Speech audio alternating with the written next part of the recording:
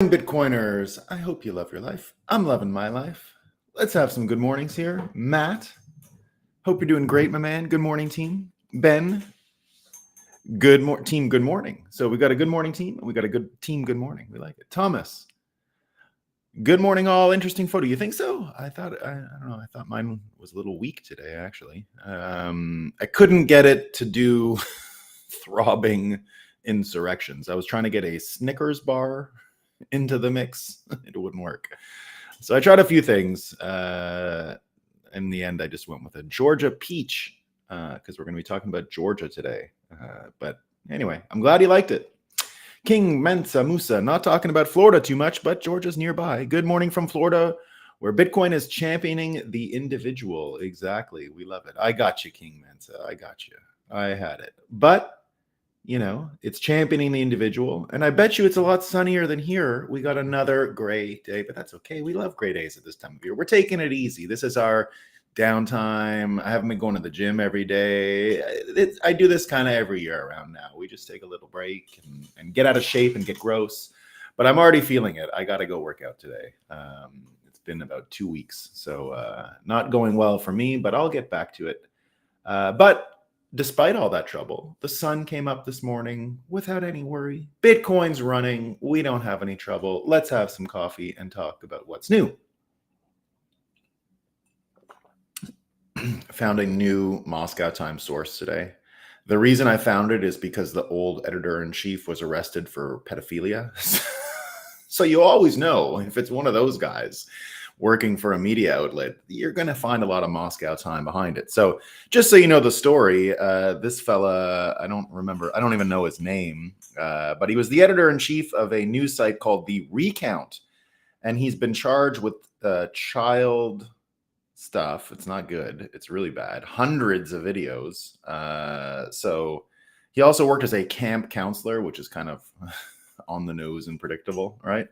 So this dirtbag, and you know, I'm for whatever medieval thing you want to do to this guy. I don't care, right? We're not here to talk about him. But I looked into this website of his that he was the editor-in-chief of. Whoa. Whoa. It's awesome. All right.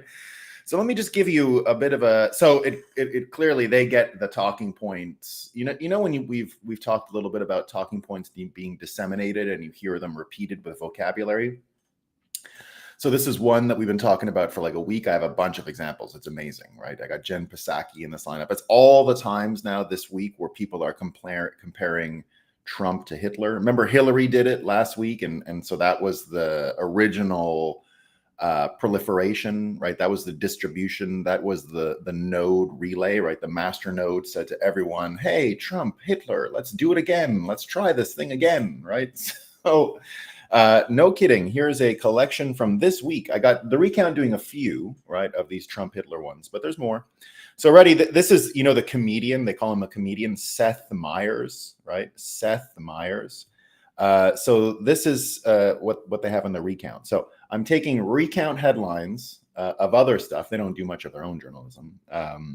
But just to show you this amazing story, for those of you who aren't in, there was an editor-in-chief who got arrested for being a pederast yesterday. So just so you know, I found a new fake news source because I was like, well, if they're the editor-in-chief was one of these guys, you just know the news inside was fake.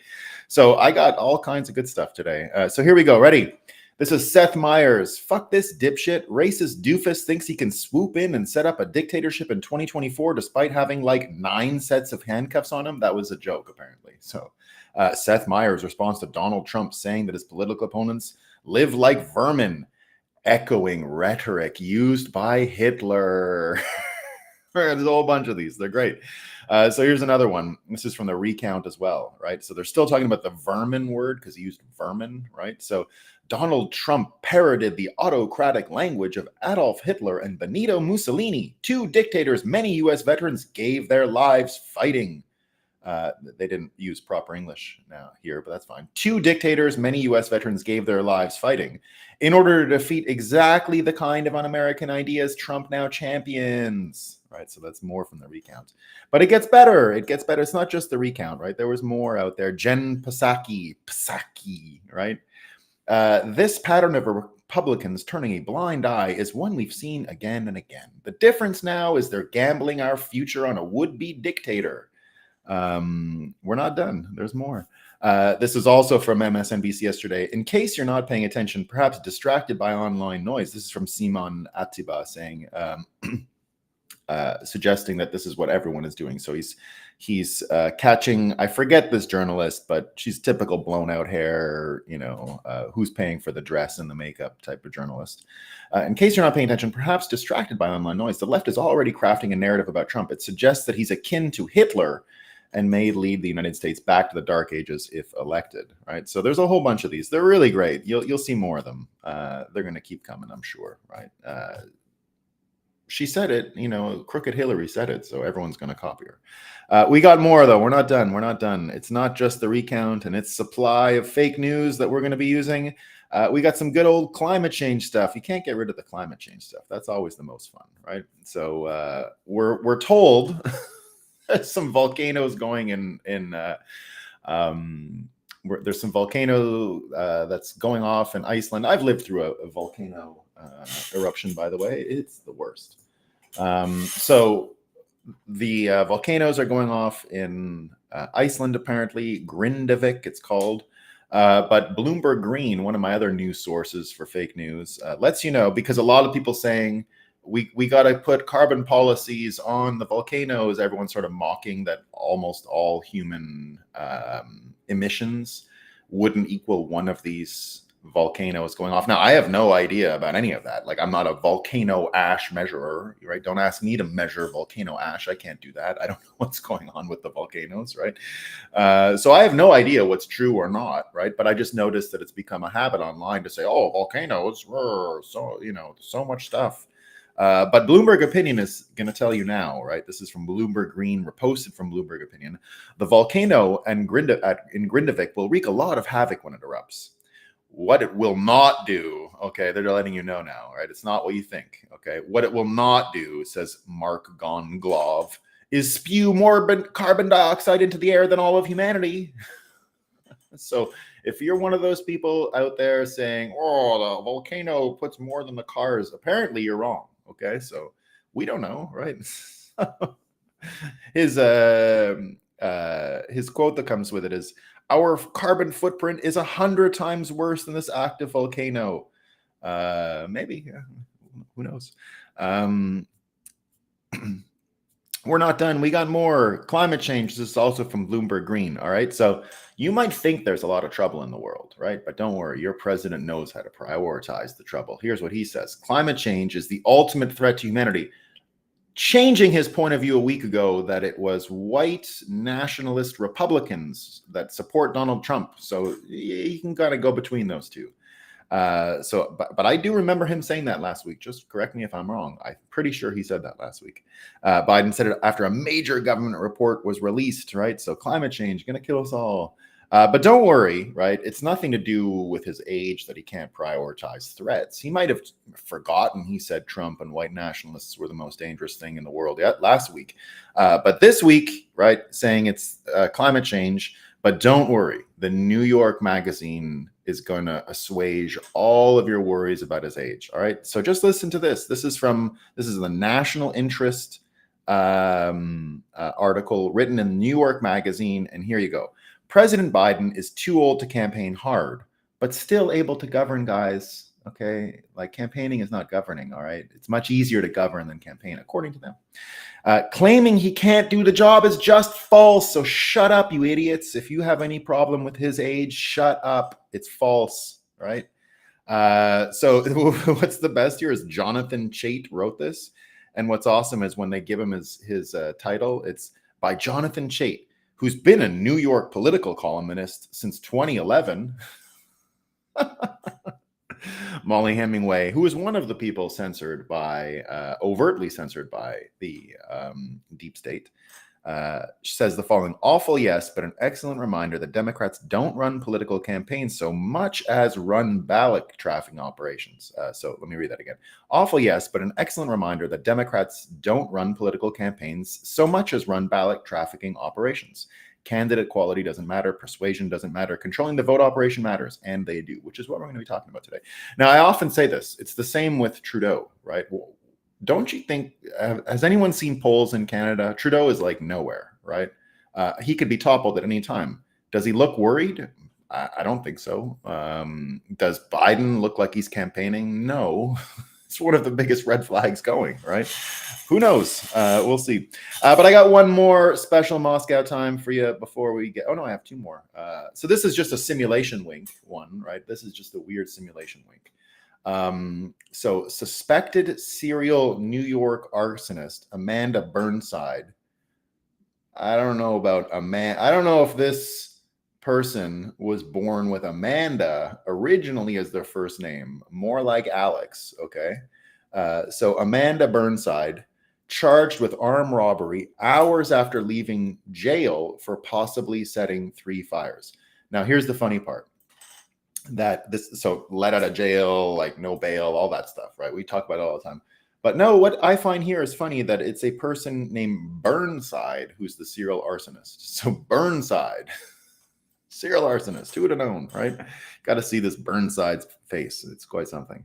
So I got one more here, just so you know, guys. I know you're all wondering about this. Okay, this is from NBC News, right? NBC News, NPC News.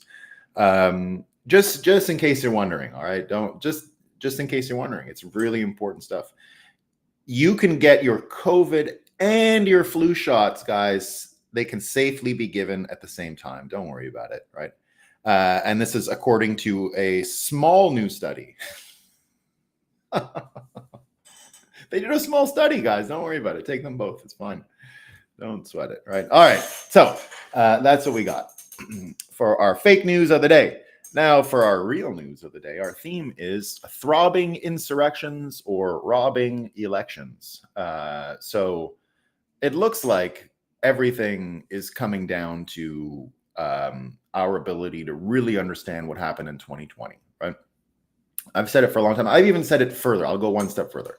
In the dark days of 2020, election, November, around this time, right? Around this time 3 years ago, I was speaking with old colleagues at CoinDesk, and what we were saying was, when it looked like what we're living through now was about to happen, I said, we're not going to be able to get out of this until we can openly talk about Russia, Trump-Russia collusion. We can go back to 2016, and in the end, we're never going to be able to talk about 2020 unless we talk about 2016. And 2016, the reason I said that is because once you start seeing the brainwashing enter the system, once you start seeing the opinions being cultivated way more than just observation and read and react and how people would live, right? Normally, the way things worked in politics before you saw everything getting really set up like this. Now, this stuff could have been happening for years, but I wasn't able to notice until 2020, really. And then it gave you a new way to understand 2016 even. So now the belief that I had at the time was we're never going to get anywhere unless we're able to talk about this stuff openly, unless we're able to have a discussion about what happened in 2016 elections and, of course, what happened in the 2020 elections and what was the difference and why things happened. Now, something I've said for a long time, and you've heard me say it a million times, you're probably annoyed from hearing me say it, but it's one of the most important things for Bitcoiners to understand. The fights we went through in scaling Bitcoin between 2014 and 2017, the big blocks, all of that stuff, the creation of Ethereum, literally the entire shatter point upon which early blockchain industry was built on, right? The entire fulcrum that everyone was debating was, how do you scale these blockchains? How do you make them perform? How do they operate, really? Because it was a new thing, right? We've talked many times about how Bitcoin, being the oldest, proves in a way that we've gone out of the consumer technology mindset, right? By consumer technology, we always believe like newer, faster, better iPhone 15, right? I just got a new laptop that I'll take down to Barbados, M2 chip, right? M2, wow, bigger screen, faster, da, da, da, da. So we've been well trained to want the upgrade, to want the faster version, to want all of these things, right? what Bitcoin taught us and what we're still learning and observing that we're in this new era is that the thing that makes Bitcoin valuable is that it's the oldest. It's the one that has lived longest, that has survived the most attacks. Nothing to do with consumer technology. It's opposite of consumer technology. It's that it's been here longest that makes it more valuable, not that it has received a new upgrade recently, right? So this is a complete change of mindset and is actually inherent to cryptography, the field, right? Cryptography, the field, has long understood that they're not the same as consumer technology. Lots of consumer technology uses cryptography inside of it, but the very field of consumer technology is different because it forces you to think adversarially, right? Thinking about how someone would break it is mandatory when designing a crypto system, a cryptographic system, because it's only as good as its ability to survive the attackers, and it's an unfair fight by nature, right? By nature, a cryptographic battle, thinking adversarially, means as someone trying to create a system with integrity and that's credible, you have to think of every possible attack vector and stop them, versus the person who's attacking the adversary just has to get right once. They can fail 10,000 times, get right once, and they win. Right? It's the opposite in the case of the person building the cryptographic system. They have to build something that not only resists attack, survives attack, gets stronger and learns from different attack vectors, and therefore is able to withstand them and live through them. That's the anti-fragility part, right? So this whole anti-fragility part did a lot to teach Bitcoiners about the integrity of systems, the engineering trade-offs they went and taught lay people like myself. Like, I come from the legal background. I come from the world of fiat. I come from laws and language coding and language programming and all of those things. So my blind spot when I first saw Bitcoin was the cryptographic piece. So I spent a lot of time learning about cryptography and all of this adversarial thinking stuff and starting to understand engineering. Now, you know the word cryptoeconomics. It has nothing to do with the industry of cryptocurrencies, right? Cryptoeconomics is the force inside of Bitcoin. It's a subcategory of engineering, not of economics, right? It's economics like you would know and I would know. It's exactly economics, right? It's just choices that individuals make. So there's nothing different about the economics, and it's not a fancy economics word at all. It's not like microeconomics and macroeconomics, and then there's cryptoeconomics. It's none of those things. It's just a subcategory of cryptographic engineering systems. That's it, right? So it's economics like you know, right?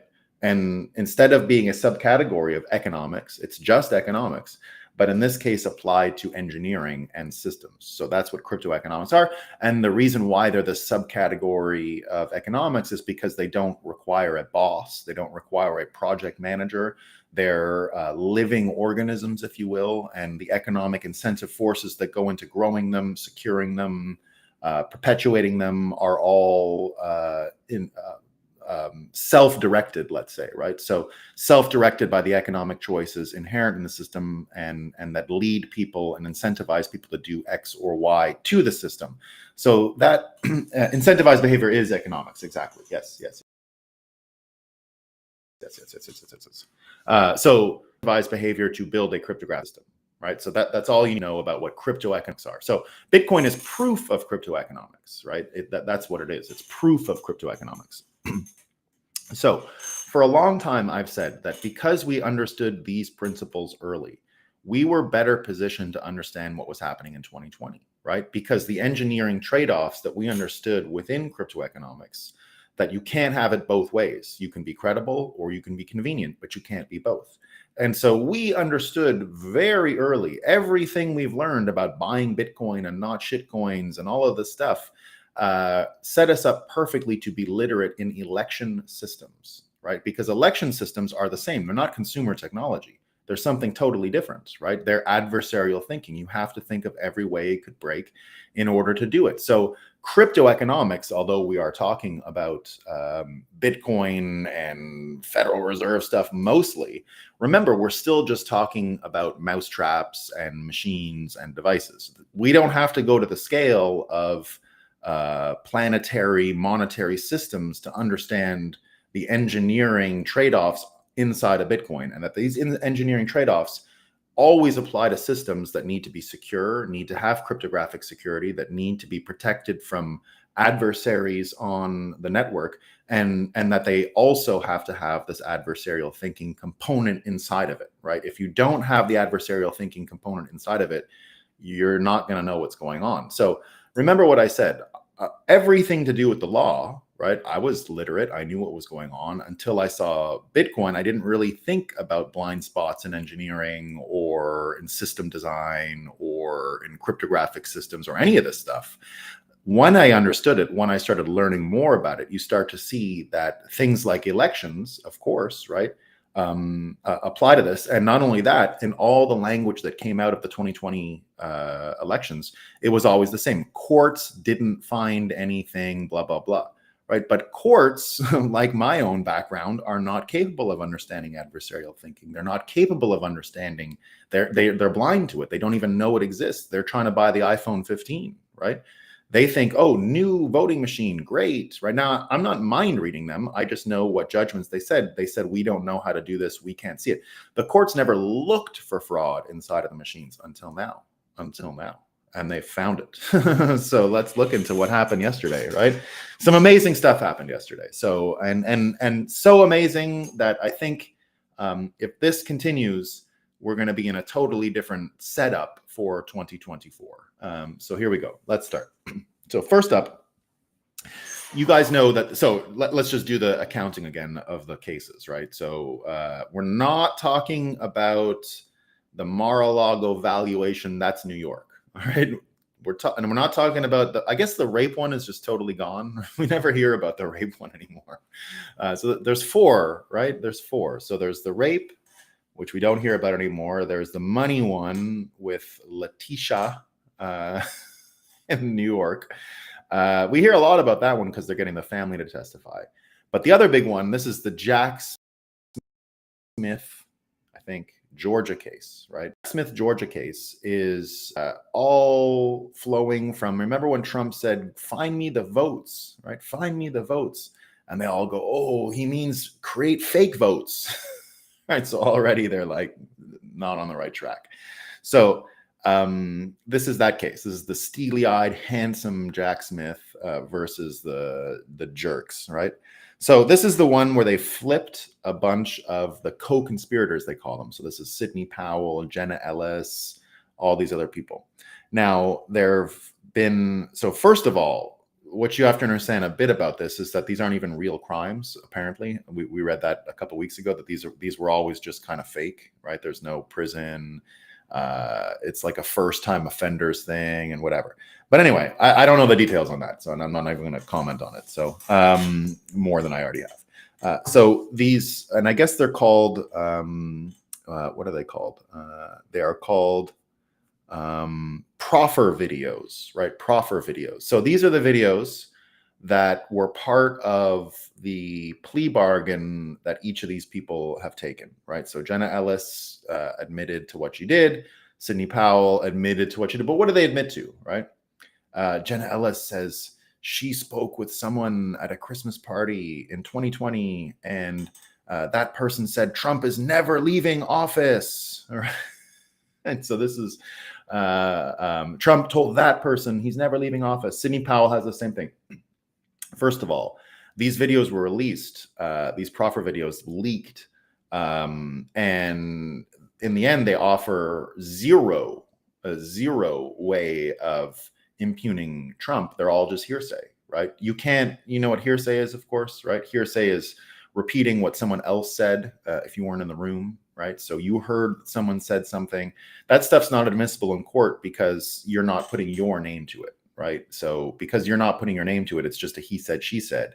And so there's no credibility or value to it. So the Jenna Ellis testimony that was leaked yesterday and the Sidney Powell testimony that was leaked yesterday is useless, right? Because it's hearsay. So a lot of people saying, oh, they're admitting Trump screwed. He admitted. But first of all, what even happened, right?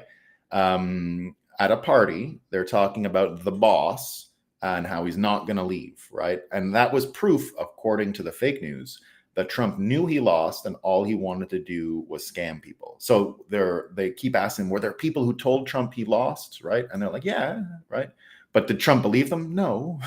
You hear them all say no. He said, look what I have to deal with. Sidney Powell's own testimony was, look at when people told him in late December that he had lost, he says, look what I have to deal with, these idiots, right?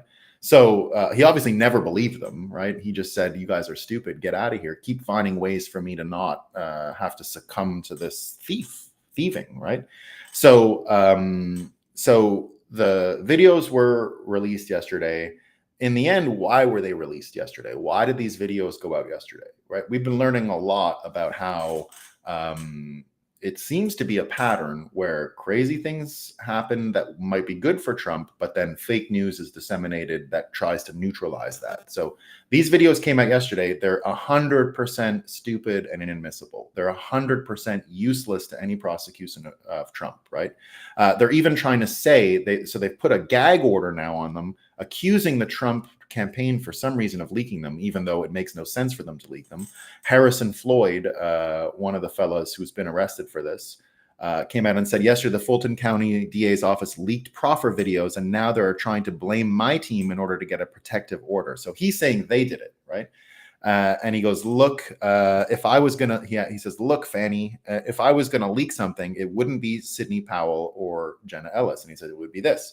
And it's audio captured from the Georgia Police Department about finding some fake ballots and stuff like that, right? So now, what else happened? Why did these Profer videos get released, and why is everyone talking about them, and what aren't they talking about at the same time? Well, this is what they're not talking about, all right? So it turns out that a judge in Georgia yesterday said that, or could have been 2 days ago, but most of the stories came out yesterday, said that it is not a conspiracy theory to believe that Dominion machines were corrupted and that a lawsuit can go forward. So I'll get you the exact story here, right? So this is from lots of people have been commenting on this. We have Tucker Carlson, who's talked about this for a while, right? This is duplicated ballots. So apparently there's a room somewhere where there's just a million of these perfectly pristine ballots. Let me see where they are. Let me see where I have this story. I have so many of them that I have sort of doubled up. Here we go. Yes. So here's first of all, Patrick Byrne, right? If you guys don't know who Patrick Byrne is, Patrick Byrne was one of the original, kind of like a Michael Saylor in his time, in a sense, right? So in about 2015, 2016, he was the richest CEO, let's say, or the most successful CEO who went sort of full Bitcoin. He ran Overstock, which is kind of like a copy of Amazon. And in Overstock, they had already put balance sheet into Bitcoin. He tried to create an ICO machine for companies on the website to be able to ICO and things like that, right? So I actually booked him for Bitcoin, for Consensus 2019, for the 10-year anniversary of Bitcoin. Him and Adam Back were like, they closed the show for me that year. So this was before the election trouble. So I knew him and met him many times before this election stuff. So he became, in the lead up to the 2020 election, he came out and said, look, I got visited by men in black suits. They came to my door. They said, find stuff on Trump for us. He said, no. They said, you must. He said he was blackmailed into doing it and then did it. Something like that. He regretted it in the end and turned into one of the biggest alarm bell ringers around what's going on with Trump in the 2020 election, saying that it's being stolen by the deep state and things like that, right? That's his words. So here's what he was saying already in 2021 around this time about Georgia. He says, big news, counterfeit Fulton County, Georgia ballots. On a tip, our operative entered the Fulton County warehouse and took this series of photos. These are fake ballots. Note the quantity. He's saying these ballots were forensically examined by an FBI paper forensics expert and determined to be not matching authentic Georgia ballots. Kyle Becker says exactly on this, judge denies Georgia voting machine critics are conspiracy theorists. Dominion lawsuit heads to trial. Again, go back to what I was saying about how Bitcoiners understand these trade-offs and the engineering thing, right? With a vote and thinking adversarially, just think about your node for a second and what goes into Bitcoin proliferation and propagation around the world, right?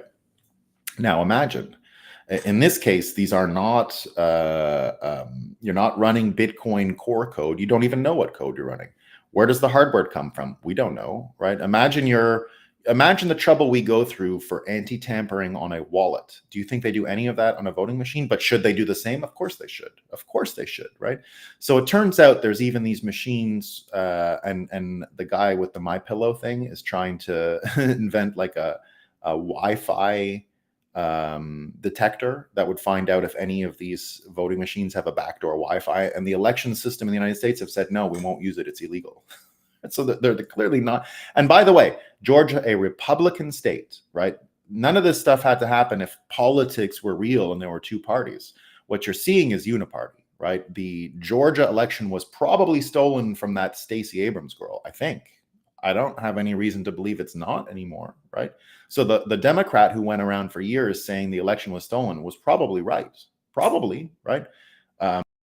Now I don't have any proof. None. By the way, I have zero proof of corruption in 2020 or 2016. I just got to mention that, right? We don't want to get canceled. We don't have any proof of anything. All we have is an understanding of engineering systems, trade-offs, and probabilistic outcomes based on these engineering realities, right? So now we have a judge who says that the voting machines critics are not conspiracy theorists, right? And that the lawsuit can go to trial, which means in discovery, you're going to have to look at the hardware, the firmware, the software, all of it. All of it. Are there courts who are able to do that? Not really, right? Are there Bitcoiners who are able to do that? Of course. Of course, right? How many? Right? All of us. Almost all of us. Because it doesn't take specialized understanding, right? Just as long as you show that there's enough reason to doubt, you're done. It's over, right? Probabilistically, it's over, right? So it's the same as like the seed oils argument, by the way, right? Do you know why Nim Talib is so famous for the seed oil argument?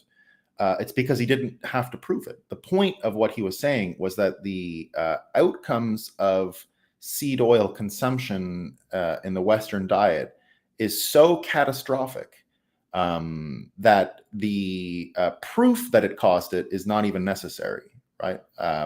It's one of those instances where the results of the change in eating seed oils were so great and the health outcomes so bad that you don't actually need to go into science after that. You can just straight up say, well, the correlation is so strong and the negative downside is so strong that it makes no sense to even do the math on this. This is not an actuarial job. This is an absolute job, right? So it was more his mathematical reasoning around seed oils, outcomes, public health, that was that caught so much attention, right? Nim Talib never like proved seed oil stuff. He said you actually don't have to. It's just one of those probabilistic mathematical things that at this point the correlation is so high, the downside is so high. So it's one of these weird mathematical arguments that he used, and that mathematical argument actually applies to our election systems, right? It actually applies directly. And so when you start looking at all this stuff and analyzing, let's just get some more of the details about what's actually happening, right? CanCon Actual has the story. Georgia election thread, right?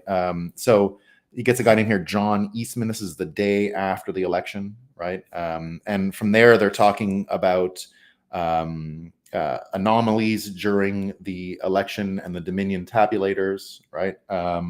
The anomaly was discovered after an alert election worker found 163 ballots in a tabulator, but only had 79 votes recorded by the machine. The other tabulator had 167 ballots inside, but only recorded 19 votes. Did these ballots end up in a cache secret folder? We don't know. The report goes on to say that the direct cause is inconclusive, very important word. It also admits that erroneous code was found in EAC certified systems, certified, right? The explanation of a misread of the QR code is, according to many experts, absurd. The misread ballot and all succeeding ballots are also marked as provisional. They don't reflect in the poll report totals, but they didn't just disappear. This is where Eastman's assertion over 1 year before this report is so important. It's important to note that the problem was not successfully fixed, as Dominion claims. Instead, some proverbial duct tape was thrown at it, and the root cause was ignored. It'd be like resetting your check engine light and saying, my car is fixed. Now, here's how it's relevant to what Eastman said about Georgia on January 6th. Georgia uses Dominion ICX BMDs and Dominion ICPs, much like Williamson. I don't know what those acronyms are. And much like Williamson, audit logs and evidence suggests the same thing may have happened in Georgia, right? Several Georgia counties had more ballots than recorded votes, as discovered during the hand recount on November 2020.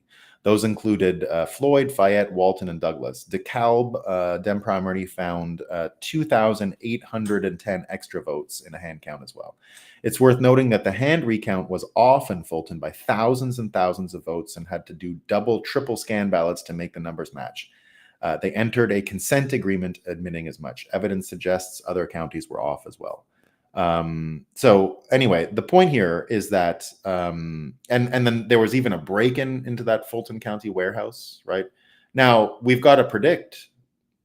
I don't think we can not do this. It's unfortunate, right? But we got to make a prediction here because that's the game we're playing, right?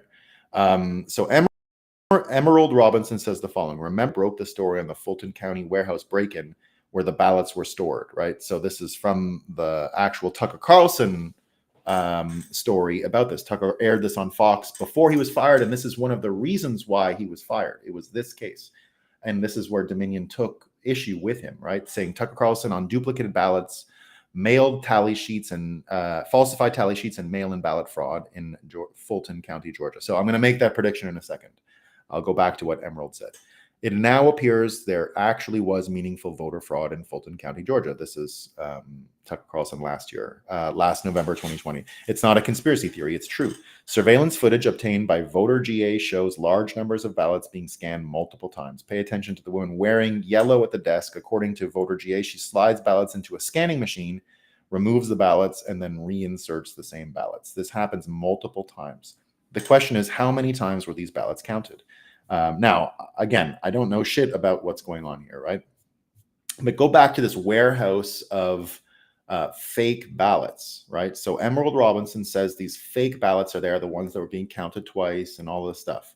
And she says this warehouse had a break-in where the ballots were stored, right? And she broke this story. So if that's true, all right, if that's true, you have to predict the break-in people will turn up dead. There's no other way. They're going to be dead. All right. So if we find out in the next week or 2 or 3 that the Fulton County there are dead bodies of the people who broke in, if they find them and then they turn up dead, if they find them, they have to turn up dead. There's no way they live. There's no way. There's no way. All right. We'll see. We'll see. I'm only making the prediction because I think a conspiracy of this scale would require that kind of mop up. And I guess we'll see it, right? I don't know. I'm only making the prediction because we don't know what happened, right? So if something like that happens, I think it tells us a little more. If something like a death would happen, it would tell us more about what happened before, right? I think. Now, all of this said, well, let me just get the one more with, this is all the hearsay stuff. So this is Simon Attiba. He's the one who's always getting censored by Karine Jean-Pierre, saying, in case you missed it yesterday, Sidney Powell told prosecutors about what she was allegedly told regarding Trump's purported attempt to overturn the election results in Georgia. However, much of this information appears to be hearsay, and I believe it may not withstand scrutiny in a court of law. In a criminal trial, documented evidence is crucial, as anything else often amounts to mere hearsay. So they only got hearsay, like it's literally only hearsay, right? And literally only hearsay. And that was what I always predicted, right? That they would say the truth. And the truth is Trump didn't believe anyone who told him he lost and 100% was convinced he won and that there was cheating involved, right? If that's the case, you can't impeach him or anything like that. He just believed it, right? You're allowed to disagree. And the Jenna Ellis one is the same, right? This guy, George Behezy tweets, says the following: Jenna Ellis reveals to Georgia prosecutors that Trump's right-hand man, Dan Scavino, he's Trump's Twitter guy, told her weeks after the 2020 election that the boss is not going to leave, right? Under any circumstances, we're just going to stay in power, right? And then he says, if so, good, because Trump won in 2020 election by a landslide. Good to know Trump had the willingness to fight back for the Constitution. Now, the thing that no one is talking about here, and the thing that no one is even asking about when it comes to this in the fake news, right, is, but he did leave. So none of this matters, right? So this is all stupid, right? This is all something he said, oh, I'm going to win, right? I'm not going, I'm going to win. And they're trying to present it as if he was up to like actually scheming to stay in, right? So again, now, all of that said, all of it said, right? Election, talking about it and everything. We understand more now that the censorship industry and everything that happened in 2020 was actually set up in 2016, which is exactly what I was saying in the days after the election. Remember what I began this morning saying was, in the aftermath of the 2020 election, on the phone with my good colleague from CoinDesk, talking about all this stuff, I said, we're never going to get anywhere. It's going to take us years to get out of this, right? Because you see the thing happening, right?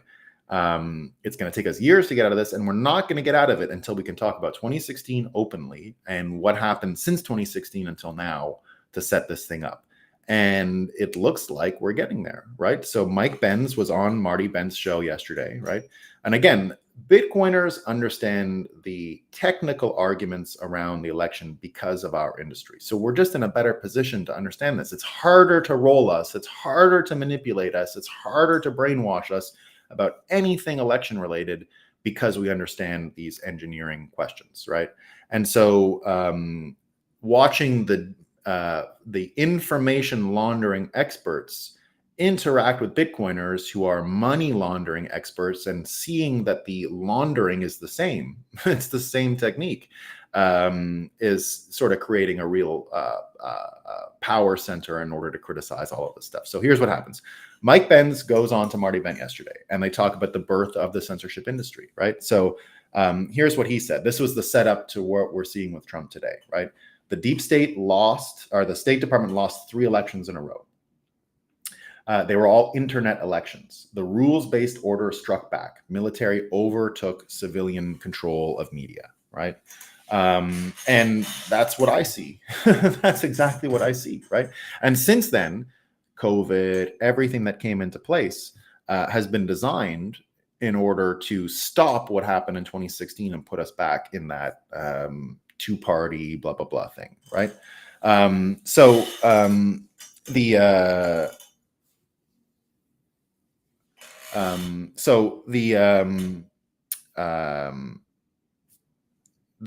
story here with the with Bitcoiners understanding censorship industrial complex and now coming up to the election, as I said, we don't need as much course correction. Our worldview is sort of unchallenged by what happened in the 2020 election. This is harder for a lot of American Republicans and Democrats to understand because their minds just aren't even in this place of how the stuff would get corrupted.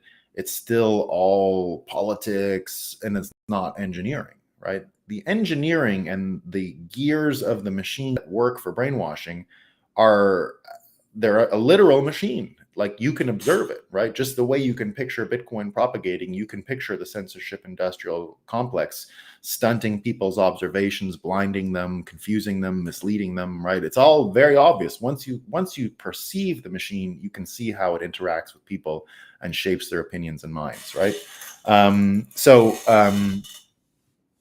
It's what makes this judge's point of view so interesting, right?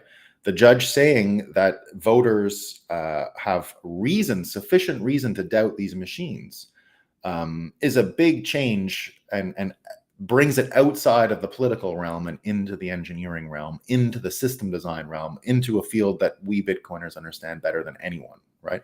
So here's the actual piece from the judgment, right? Judge Amy Tottenberg has issued a decision concurring there is sufficient reason to believe that the electronic voting machines used by the state of Georgia have substantial flaws and there may be a cybersecurity deficiencies that unconstitutionally burden plaintiffs' First and 14th Amendment rights and capacity to cast effective votes that are accurately counted. So again, I think this is what's going to happen. And now, again, go back to the uniparty piece about all of this, right? That we're beginning to really see the machine of the uniparty, the machine of the censorship industrial complex, that it's not political, it's not Republican, it's not Democrat. Georgia is a Republican state, remember, right? It is run by a Republican governor and all the pieces in place are Republican. Nikki Haley yesterday, Nikki Haley, right? Completely outed herself as a uniparty person. Her idea now is that you're not allowed to be anonymous on the internet. That's her whole plan, right? So a lot of people commenting on Nikki Haley this morning. She says every person on social media should be verified by their name, and it's an issue of national security, she said, right? So she came off as an unhinged mom from the 80s or 90s. She's like Tipper Gore number 2, right? And she says, basically, I have no use for the Fourth Amendment. If you have nothing to hide, we're just doing this for your safety, right? She was doing one of these things. Everyone sort of commenting on it yesterday, everyone having a ton of trouble with what happened, and lots of people criticizing her, probably ended her any potential she had of even coming in second or third, right? She's done. I can't imagine any Republican in this environment still supporting her. And remember that thing with the shoe last week, and it was for bullets or ammo or something? Just completely stupid, right? Like just not going anywhere. So the censorship piece, and seeing the uniparty fight for censorship, seeing Republicans now fight for censorship, I think is going to be everything we need to recalibrate political division in America to people who understand election systems, understand censorship systems, understand money systems. All those people are moving to one side, right? Now, the people who don't understand brainwashing, who don't understand the technical ramifications of, or the technical implications of a voting system, all of those people are on the other side, right? So red and blue are actually melting away, and it is actually becoming woke versus Bitcoin. And Nikki Haley's with the woke. She's with the woke people. She'll go on and say she's not woke, but her answers to the problems are the same as the woke people. It's shut up, be censored. You're talking out of line. I'll shoot you with my gun if you don't stop talking, right? And disagreeing with me. So she's out of her mind, right? She's out of her mind, and pulling this stuff. So Nikki Haley, not going to make it, and being able to understand this censorship machine and the money machine and the voting machines, I think is going to help create a proper divide in America so that the 2024 election, if we even get to have it, is going to be one that literally does focus on the actual issues: censorship, financial systems, right? Systems of control based on money, and finally these election system ones. So the way we're going to end up mobilizing this understanding, and the way we're going to create actionable difference between this new tension, right? This new tension between orange and green, or not red and blue, right? This new tension that is clearly forming, right? Between people who understand election systems, censorship systems, financial systems, versus those who don't. We're going to see that stuff play out entirely, right? So you got to start looking at the different coalitions. You got to start looking at how this stuff actually propagates and perpetuates. And the good news is, by redefining the axis between orange and green and not red and blue, the orange side, the Trump orange man bad side of things, are going to benefit from a huge influx of people who actually understand these technical systems. And it's what I've been saying for a while. In the 2020 election, you didn't have people like Balaji, like Chamath, like Mark Andreessen. Right now, I'm not putting all my hope in San Francisco people, right? But after what we just saw in San Francisco, these people are probably getting at their wits' end and desperate, right? That's what I've been reading from Chamath. Chamath came out and said, Trump, I was wrong about it all, right? Trump is probably the right guy. And now with the Xi thing in Newsom in California, this is what Balaji says. In advance of Xi's visit, Newsom just held up a hand and rolled up San Francisco's seemingly permanent homeless encampments. He spent the political capital to do this. Overriding all the Democrats paid by the city to feed drugs to addicts. Of course, Newsom could have done this at any time to the homeless industrial complex, but why now? Because their local business model is temporarily less important than his global power model. The question of how to hold on to power for his party when his country is in decline. And so that's why a lot of people are saying that he rolled up the red carpet for communists, right? I don't think this is going to go over well with all of the Silicon Valley people. Again, we're talking about systems, right? We're not talking about intellectual stuff. We're talking about systems. We're talking about censorship systems. We're talking about election systems, and which is tech, not consumer tech, something else that people like Balaji understand. And Balaji, for a long time, has been predicting this realignment between woke and Bitcoin, right? Not crypto. Bitcoin is what Balaji says, right? So the woke and Bitcoin literacy levels can apply to things like this, right? So look at the coalition, right, that Bitcoin is putting together. It's MAGA people who are not uniparty, right? They're not uniparty. They'll vote for anyone willing to kill the uniparty, honestly, right?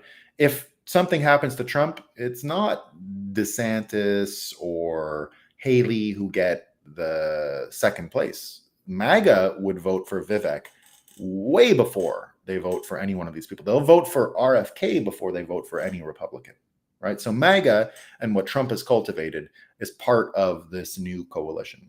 Now, the other side, the unipartyists, get people like Lincoln Project, right? So Lincoln Project, through censorship, were pretty effective in 2020, right? They lied, they wrote all those fake ads. But the difference is we now have Trump out of office and Biden in office, right? So it's not the same trick. They can't say, oh, we don't have a democracy anymore. Like they tried, right? Trump left, right? Unlike what they're trying to tell you with all this stuff, he was going to stay in 2016, but it doesn't matter because he left, right? It doesn't matter, right? It's hearsay, plus it doesn't matter. Proof is different. He left. They can't scare you that he's not going to leave this time because he did, right? But here's what Lincoln Project is left doing. They're left trying to tell you every single day. And all of these people look like pederasses, by the way. I have no proof they are. I just can't help but see anyone in the Lincoln Project as anything besides these blackmail people that have been running Washington forever. And I mean the people who've been blackmailed, right? So Rick Wilson, right, says the following. It's time to confront reality. So now they're pissed about Joe Manchin, right? A Democrat who left the party, and some people are saying is going to this no labels thing. They've been saying no labels, which is the third party Republican Democrat coalition thing that people are trying to put up. They're calling that dangerous to democracy, just like Kennedy is dangerous to democracy. So here's what they say. Joe Manchin's run for president, like Phillips West and RFK Jr., will usher a second Trump term back into the White House and could spell the end of democracy as we know it, right? So that's what they keep going on, right? They just keep going on about that. But here's where Bitcoiners and another big constituent coming our way is going to help. So the no-brains get people like Rick Wilson and the Lincoln Project, right? MAGA is about to inherit Wall Street, not woke Wall Street, right? Wall Street people who don't want pornography anymore. And how do we know that? How do we know they don't want pornography anymore? Well, James Lavish told us, right? James Lavish told us that Wall Street is finally getting off the porno. How do we know they're getting off the porno? Because they're not getting any juice out of it anymore. What do I mean? I mean the 30-year bond market, right? This whole thing of buying long-term debt from the U.S. government looks dead. So it turns out that the U.S. government, the Treasury, had a bond auction last week for the 30-year. No one showed up. Nobody showed up. No one believes in long-term U.S. debt anymore. So here's James Lavish explaining this. First, the Treasury is trying to manage fears of a near-future debt tsunami by announcing smaller than expected auctions across the board. So they're lowering the amount available in the auction, and they're also shortening the terms. So they're selling more short-term debt now because they know the long-term isn't there anymore, right? Second, the Treasury is clearly concerned by recent activity of investors, particularly in longer maturity U.S. Treasuries, the bond vigilantes, right? So he's talking about the resurgence of the bond vigilantes. His TLDR on bond vigilantes are investors have been worried that large federal deficits will require massive debt funding and in turn will require high structural inflation to manage all that debt. We must also consider a few nuggets that we can glean from the release, right? Primary dealers explicitly noted a high degree of uncertainty overall around deficit and growth forecasts, reinforcing Treasury's need to maintain flexibility. He translates it, right?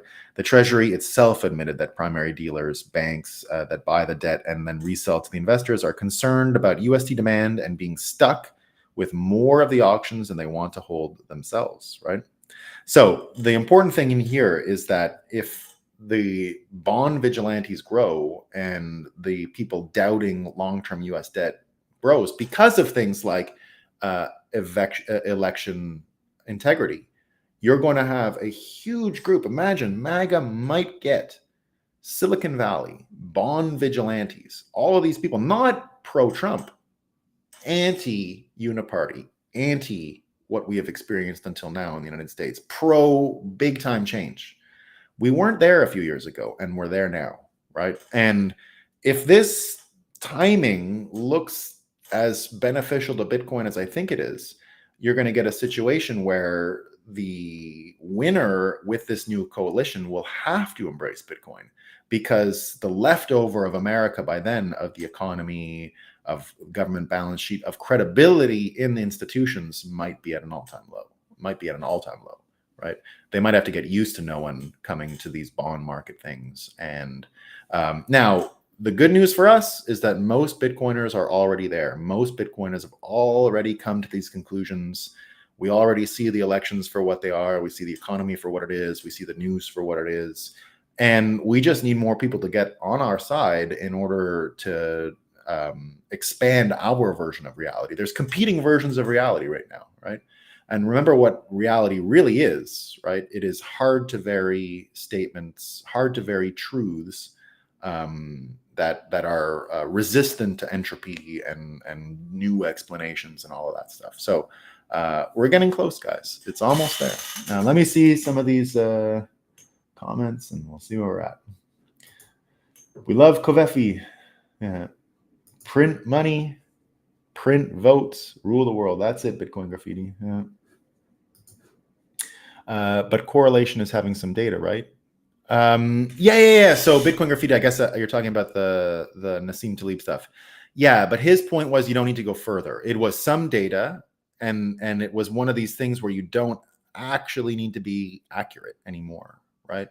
Or you don't need to be precise. You were accurate enough because you knew which direction to go in, but precision was not needed.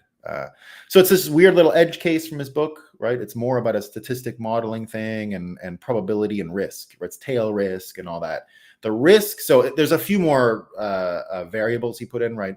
The risk of the insulin resistance being true with seed oils was so, or the ramifications of it being true, the risks of it being true are so great that you didn't need to actually get into the double-blind study and right? So I don't remember the details. I probably should have looked at it before, but I remember understanding this early, that the whole thing about seed oils from the Nassim Talib point of view was about risk modeling, tail risk, how much effort you have to actually put into being precise given the nature of the risk.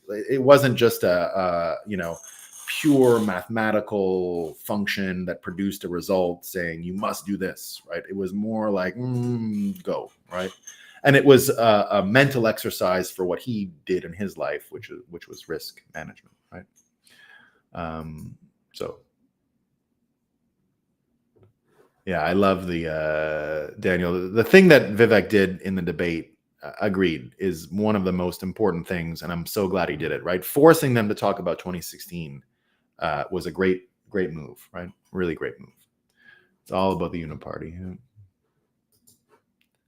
If you don't, then you're racist. I'm so racist. I'm so racist. I've been saying forever, RFK and Vivek in 2024. It could work. It could work. Bitcoin is a fixed extrophic monetary solution that provides individual sovereignty and financial independence. Extrophy means a system that increases in energy efficiency. I like that. Entropy, the opposite of entropy. Yeah, I love it. Voting is the scam, same as the bond. If you vote, it doesn't matter who for, because the outcome is under their control and they only need large turnout to refresh their mandate. It's true, Tommy, but we shouldn't take the nihilists' point of view. There's all kinds of stuff we can do with voting that would be helpful, you know. Now, don't hook your wagon to it. It's not the only answer, not even close. But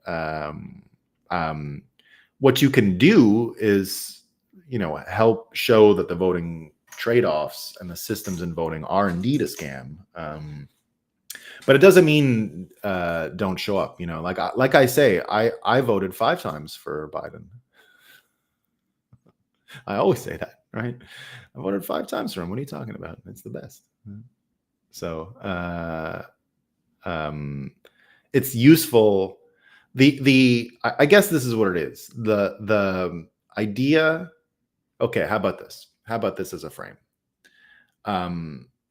Very difficult to prove the entire financial system is a scam and that all of the media is a scam, right? Not as easy to convince people of that, but convincing people that, and almost like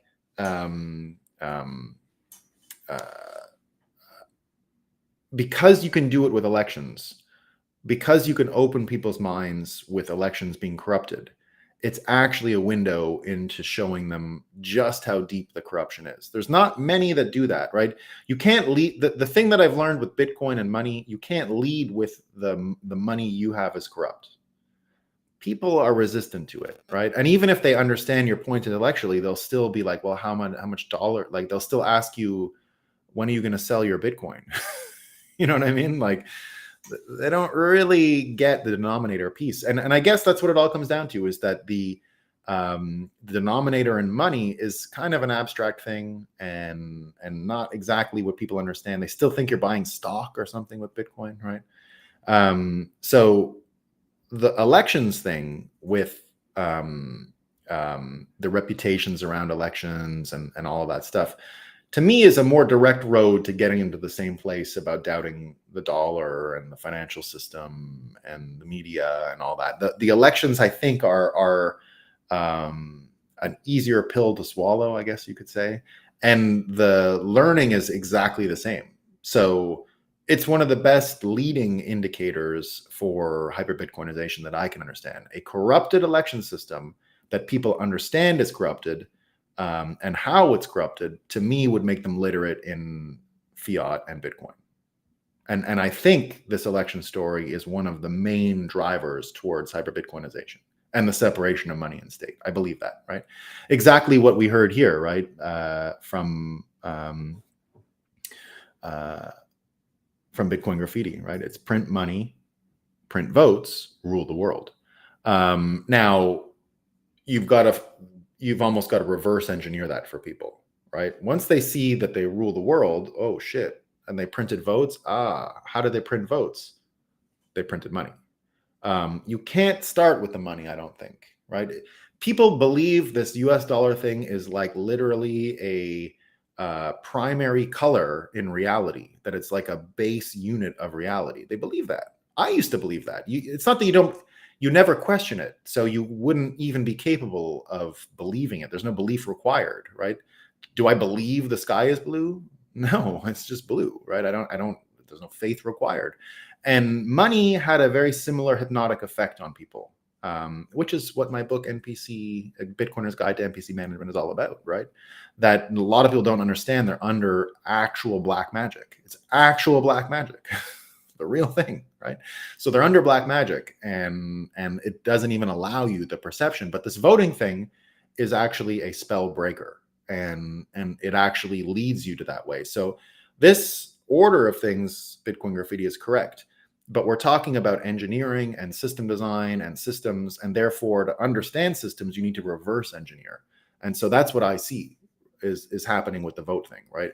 As Americans understand voting integrity, voting systems, and learn to not have any faith in them, right? Not have any faith in them.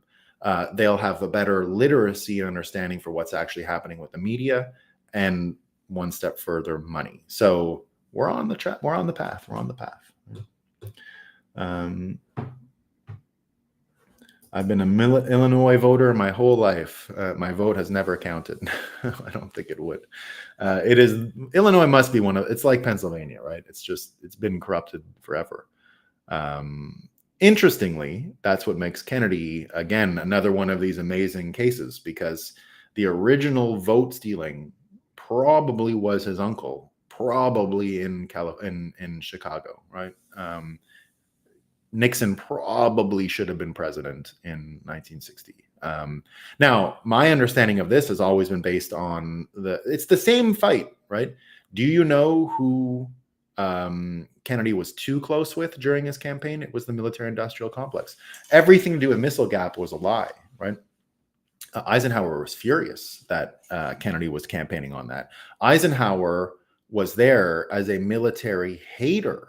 Did you know that? Did you know that the biggest troll of the U.S. military was the Supreme Commander Eisenhower? He wanted nothing to do with the military-industrial complex. That's why he announced it in his speech, beware of these people. He always was aware that they were trying to get more money, spend more, take over the country, and all these things. That's why he was a great president for his time. And he worried that when Kennedy started talking about missile gap, he was taking points from the military-industrial complex, who Kennedy did seem to backstab after, right? So he went with missile gap to get power, got power. Eisenhower was furious, said, like, why was I even president if these guys are back at the buffet now with this guy, right? Nixon, of course, was Eisenhower's vice president all those years. So Eisenhower, not a fan of Nixon at all. Of Kennedy at all, right? Because of this military-industrial complex overlap. Now, it looks like Kennedy did backstab them and go off on his own with Bay of Pigs and Deep State and didn't trust the CIA and all of that stuff. Chicago mob swung it for him. You were voting for a giant douche or a turd sandwich. Imagine only two voted. The winner doesn't matter because we decided to govern ourselves and tune out. Yeah. Well, cities, that's what makes cities so corruptible, right? Is that no one ever shows out in cities. That's why they're so easy for the mob to win. And that's why the corruption has been there for so long. I knew before any of this stuff, I knew municipal elections were completely corrupted. That was known to anyone involved in politics for a while because it was apathy. It was the no interest in municipal politics that allowed that to open up. And weirdly, in Quebec, when we had our sponsorship scandal, our like political finance city mob blah blah blah thing, we did it about 15 years ago, not quite 10 years ago. All day hearings about the mob in Montreal running construction jobs and things like that. We did a pretty good job cleaning it, in the sense that what I see now when I go around Montreal is things actually getting built and not money getting wasted everywhere and all that. And that's only happened since we locked up. And we arrested mayors and everything, right? It was that bad. All right, team. That's all I got for today. We went a little long. Hope you have a great day, right? And election stuff coming in. I think something big's happening, guys. I feel it. I felt it a little bit before the unfortunate October 7th situation. You could sort of feel it in the air for a while that something big was about to happen. I feel like something big is happening with the elections and Trump. It's just a feeling. I don't know. I just think something big is happening, and we're going to find out that more people are going to find out we don't live in the country we think we do, and that is good for Bitcoin and good for all of us, and will be a hell of a next year to explore. Remember what I said? That 2024 was going to be the most exciting year in all of our lives. I think we're setting up for that. All right. Peace.